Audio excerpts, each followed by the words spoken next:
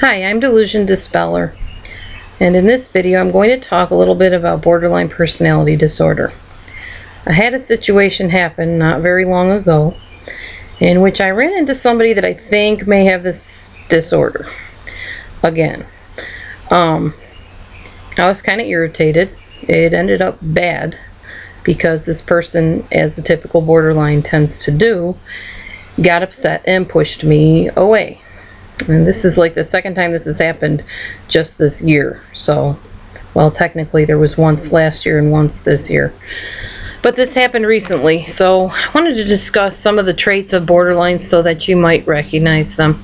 I'm not doing all these personality disorders to tell you that these people are somehow creatures less than human that don't deserve to be treated with dignity and respect, because they do. However, you also deserve to be treated with dignity and respect. And if you're in a relationship with somebody that's toxic to you, then you might need to distance yourself or even get out of and end the relationship. In this case, I chose to end the relationship inadvertently, or at least set a boundary, and then the borderline person decided that I was ending the relationship by her choice. So it happens. Anyways, let me talk to you a little bit about some of the traits of borderline personality. Just a second. Okay. Alienation is a big part of borderline personality disorder.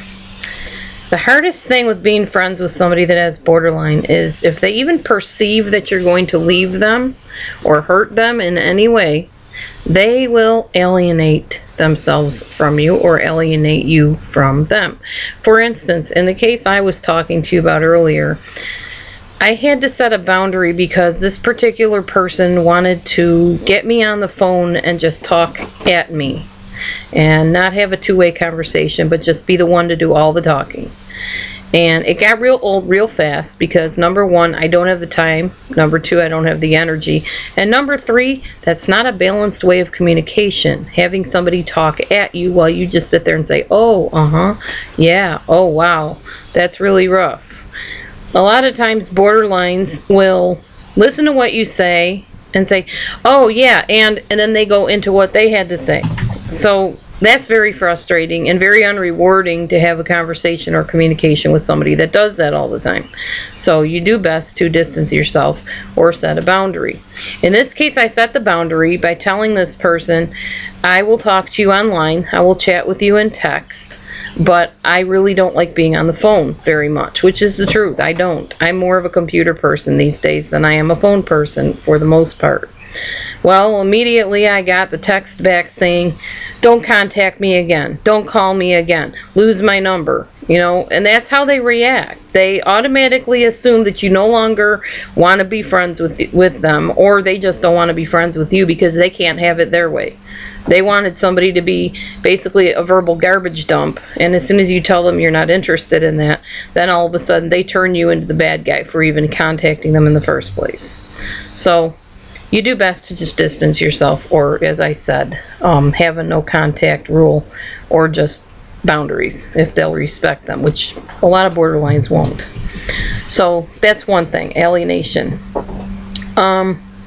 Anger is another thing. It's a very underlying thing in borderline personality disorders and other disorders that are personality disorders. They feel like an unresolved, under the surface issue of anger. And they exaggerate things. Like if they've been wronged in the past, they will hold on to that for like forever. It's just, and you sense it because you're near them and you might remind them of somebody that hurt them in the past. Therefore you are targeted for abuse and anger, their anger towards you. They feel very invalidated and neglected, and they assume a lot of things. They assume that because you said, I really don't feel like going to the store today, that you must not have time for them. Well, I'm sure you have better things to do than hang out with me. You know, they'll say stuff like that that makes you feel guilty. Well, they try to make you feel guilty.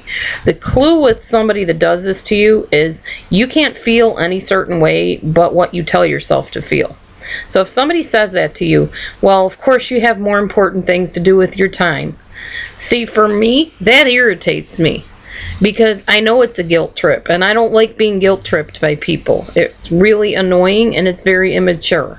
So anybody that wants to contact me, don't even go there with me, because it does not work. I will call you on it.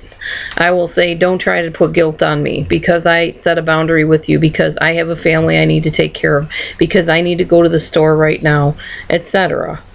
You know, so that doesn't work with me. But it comes from an underlying sense of anger within the borderline person. They like to pick fights a lot of times.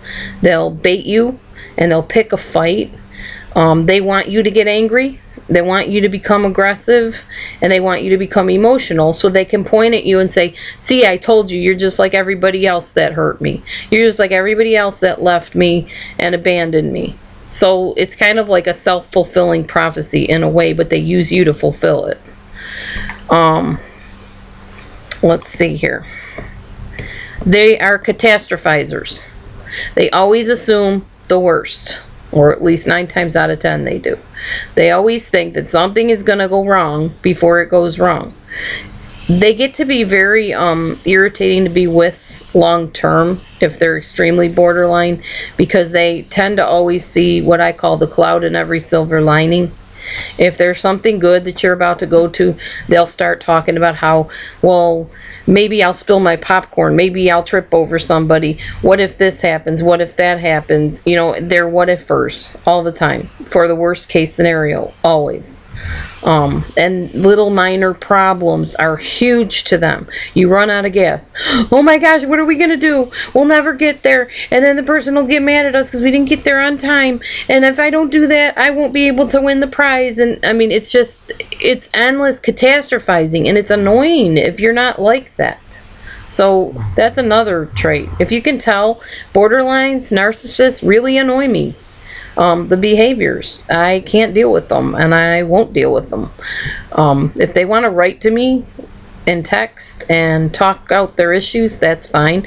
I will not, and I will tell you this now, so in case you decide to contact me by phone at some point, I will not sit on a phone conversation with somebody that talks at me more than one time. As soon as somebody contacts me and I find out that I'm not going to get a word in edgewise, I will tell you, you can text me, you can email me, but do not call me, because I don't have the kind of time, the energy, and I'm just not that tolerant of a person to sit and be a sounding board or a verbal garbage dump for anybody. So if that makes me sound harsh, maybe I am a little bit harsh, but I have boundaries, and I think it's important to have them, especially when you're in a psychology field, or you will get transferred on and taken advantage of and abused, and sorry, I'm not on this earth for that. Okay.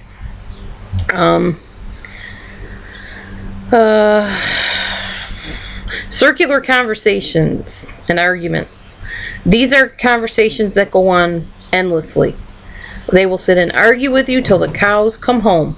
That this is what they said, you totally took it the wrong way, or vice versa. You said something and they totally took it the wrong way, but they won't admit they took it the wrong way. They'll assume things that you didn't say, and they'll insist that you said it. And if you say, no, I did not say that, they'll sit there and say, yes, you did. You said this, or you said that. And it's a circular conversation that goes nowhere. Don't even engage yourself in them. Just say, okay, if that's the way you see it, that's not how it happened, but I'm going to end it there. And then end it. Don't let them drag you back into it again. And they will try. Trust me. Okay, cognitive dissonance. It's a psychological term for that discomfort that a lot of people feel when they learn something that's contrary to their own beliefs and values. People that have personality disorders experience this a lot when somebody calls them on their stuff. If somebody says to them, you know, you just lied there in that situation, you lied. They don't like being called on a lie. They've done it all their lives.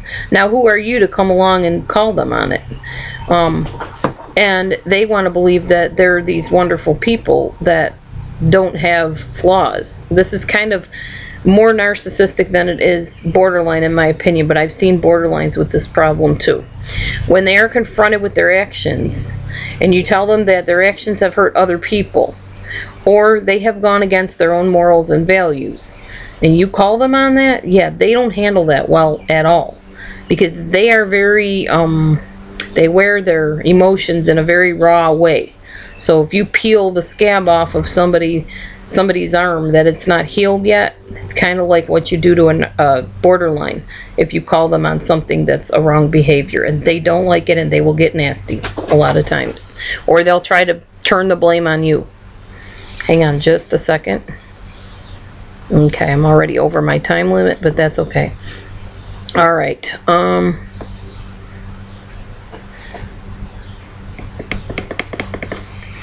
Borderlines tend to end up with narcissists a lot of times because a borderline feels very out of control, and a lot of times they will hand that control over to somebody else, which narcissists are more than willing to take on.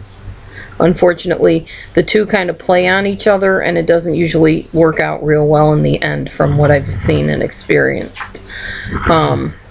Denial. Borderlines live in a lot of denial. They tend to brush things under the rug, I guess you could say. They like to pretend something painful did not exist, so they don't have to deal with it. They don't have to think about it. They don't have to handle it, and they don't have to relive it. And unfortunately, that is the one problem that a lot of therapists have with borderlines, is that they don't want to deal with their stuff. They would rather just pretend it didn't happen, not talk about it. Therefore, if you don't talk about it, out of sight, out of mind, and out of existence to them. So that's denial. Dependency. Borderlines can be very clingy people, to the point where you feel like there's leeches on you sucking the life out of you. Now, I'm talking about extremes here, extreme borderlines. Not all borderlines do this or any of these other things, but an extreme borderline becomes extremely dependent on people and expect you to make all their decisions. And then, if you make the wrong decision and it doesn't work out, they have someone to blame. So they don't want to take responsibility. They'd rather put it on you. They are generally depressed people. They can't seem to ever break out of it. They usually walk around with a mopey look on their face, like they're carrying the weight of the world on their shoulders, which a lot of them are, because they bottle their feelings inside and they live in denial. Their depression is usually a result of being mistreated by other people, which creates low self-worth, and they make bad choices sometimes, which creates a disbelief in their own ability to live a happy, balanced life, which unfortunately a lot of borderlines really can't do without help. I think one of the most important things I can suggest is, if you are borderline, do not form intimate relationships on your own. Have another friend that's a trusted friend that understands your disorder go with you when you make friends, and all three of you be friends, or four of you. Stay in group settings. Don't go into the one-on-one intimate relationships, because you will hurt yourself and you will hurt the other person 9 times out of 10. It's not worth it. It's not worth the heartache that you feel because you feel things so deeply, and it's definitely not worth the aggravation that your distorted way of thinking causes other people that are not borderline. Once again, it may sound harsh, but I'm telling you, I've been in relationships with borderlines before, and it was not enjoyable for either one of us. So rather than put yourself and the other person in that situation, just be kind and have another person available, kind of as an accountability partner. So when you snap off into your borderline phase of thinking, that person that you trust can say, you just said this, and I was there, I witnessed it, and you need to apologize to that person. Or maybe they'll see somebody abusing you and point it out to you. I don't know. I just know that a borderline person should not be in a one-on-one relationship if they can help it. An extreme borderline.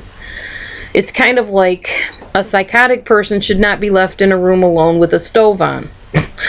Kind of the same idea. They might burn themselves. They might burn the place down. It's common sense, but a lot of people don't think that way. They think, well, even though I'm borderline, I can have healthy relationships. I can have a boyfriend. I can have a girlfriend. No, you can't, not unless you have somebody that you trust that's there in the situation checking on you. Even if they're not right next to you, somebody you can call, somebody you get together with regularly, a counselor, a friend, whatever. Don't try to do things on your own, because you will mess it up. okay? Now, I will continue the rest of my video on a separate video. God bless you. Thanks for watching. Send your questions and comments to me at DelusionDispeller@gmail.com or futurehopevm@gmail.com. I will be happy to answer your questions and your comments. God bless you. Thanks for watching, and I'll see you on the next video.